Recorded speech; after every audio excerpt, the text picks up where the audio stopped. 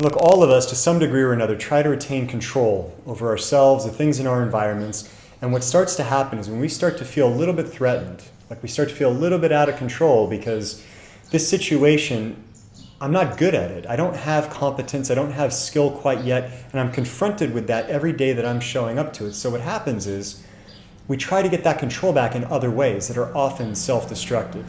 Okay, so I might say, oh, well, maybe I can adjust this a little bit.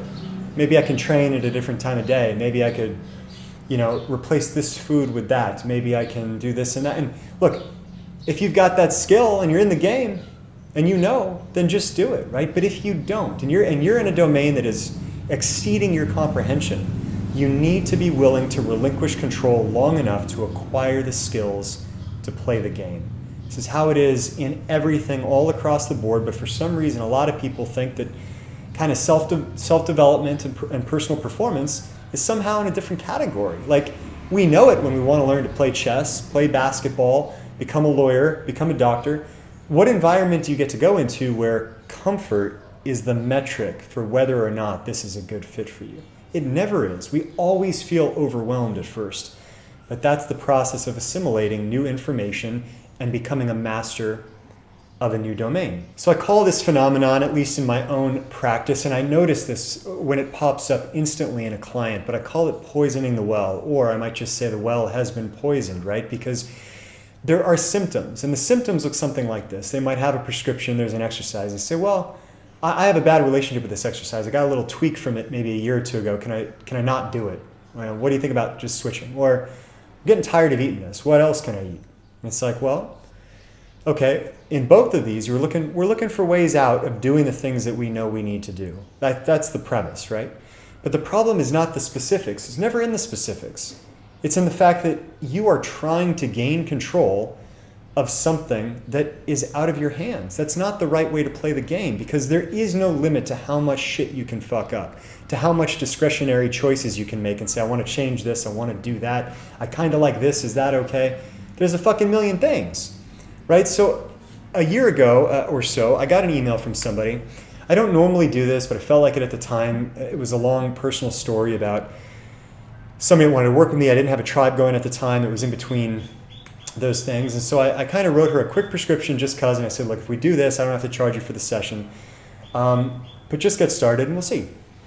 Now, based on her description of where she was at, she was quite overweight, obese, gave me some of the symptoms and stuff that was going on, some of the challenges. She said, okay, this is not new for me. This is what I do. So I gave her a prescription, exactly what to do in terms of the training, which was very low impact, just trying to get the heart moving, the body moving a bit, and it was predominantly focused on nutrition. Now, one might say, okay, well, this is great. I've got the structure that I need. I don't have to think about this. And I've got a roadmap. And hey, coach says I should lose about 20 to 30 pounds in the next 4 to 6 weeks if I stick to this. Keep in mind, she was quite obese, and that kind of fat loss is reasonable given the type of framework that I gave for her.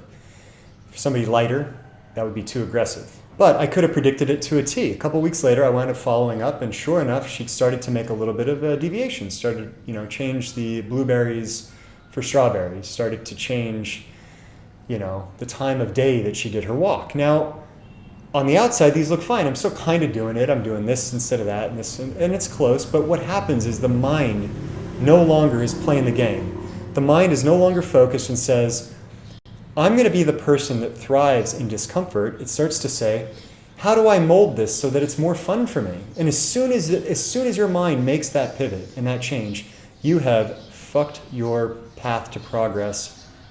I won't tell you where from, but it's the beginning of the end, always. So even though you might be able to make minor changes and do this and that, if you don't understand why they were prescribed that way in the first place, if you don't understand why a fitness program or a meditation plan or a diet plan are the way they are in the first place, and you start meddling, what are you expecting to get at that point? Why be on it in the first place? So, one of the themes in my tribes, I have to constantly say it, but we look for 100% compliance. Why? Not because I'm, a mind-body Nazi or anything like that, but compliance is the beginning of conversation. Now, whether you're training on your own and you're looking at programs online or from books, or you have a coach that is actually giving you a personalized prescription based on where you are, how you're performing, what your needs are. In either case, if you don't comply 100%, what information do you have about the program and what knowledge do you have about yourself? This is the beginning of change, right? We have to be willing to relinquish that control. And I've had this before. Somebody's been in my program, and after the first, what do we do? It's the first 7 weeks of the program, we hit the second assessment. I say, okay, well, how's the program been going? Oh, well, I've made some adjustments, or I didn't hit all the sessions every week, or in some cases, I've added extra sessions to the week. And all of these, I'm saying, well, I don't know what to say, because the more that you've added on, we don't know if the reason you're not growing is because you've added too much volume or because there's a fundamental problem with technique selection. If you've done too little and you're not growing, well, all we can say is you don't know, you haven't done the work. So, in all measures, the only thing that we have to go by is compliance to a prescription. And as soon as we start to deviate, not the thing, sure, blueberry, strawberry, okay, maybe you know enough about nutrition to make replacements for yourself, right? But what is going on in here? And is that pivot, is that switch, is that point of mental relaxation, that search for comfort, is that going to keep you on the road, or is that going to be a detour, right? We have to look at this for ourselves, and it's super tough to apply, don't get me wrong, but if we don't have that filter for ourselves when we are trying to make changes, grow, transform in any way, nobody stays on the course otherwise. And I know this as somebody that's tried to help people stay the course for now many, many years. This is central to the conversation. So, any questions, guys, please leave them in the comments. The topic of compliance is not sexy, but my God, is it important. And, when it comes to poisoning the well, how we approach what we're doing, is the problem in the thing, or is the fucking well poisoned? We have to look at ourselves first, and why do I want to make this change? Why? Look at yourself first, right? Yes, y'all. Okay, so please, if you liked the video, please like and subscribe. If you didn't like it, please like and subscribe. do what you want.